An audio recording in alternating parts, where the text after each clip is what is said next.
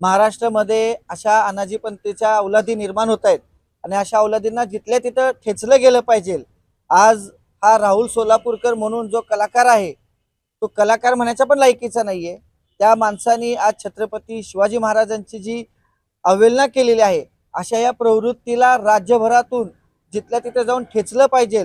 आज छत्रपती खासदार श्रीमंत छत्रपती उदयनराजे भोसले यांनी जे वक्तव्य केलं की ह्या असल्या अवलादांना गोळ्या घातल्या पाहिजे। खरंतर महाराजांचे वक्तव्य खरंच खूप महत्त्वाचं आहे की खरंच ह्या अवलादींना गोळ्या घालूनच मारलं गेलं पाहिजे। कारण की आज कोणी पण उठून छत्रपती शिवाजी महाराजांवर जर बोलत असेल त्यांची लायकी नसताना पण तर ही एक शोकांतिका आहे महाराष्ट्राची। आणि आमची सर्वांना महाराष्ट्राचे मुख्यमंत्री उपमुख्यमंत्री या सगळ्यांना एक नम्रतेची विनंती आहे की असल्या अवलादांना देशद्रोहाचा गुन्हा दाखल करून लवकरात लवकर अटक करावी।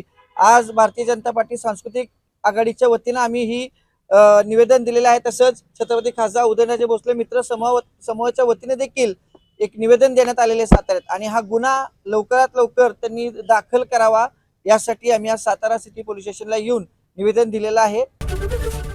एबीपी माझा, उघडा डोळे बघा नीट।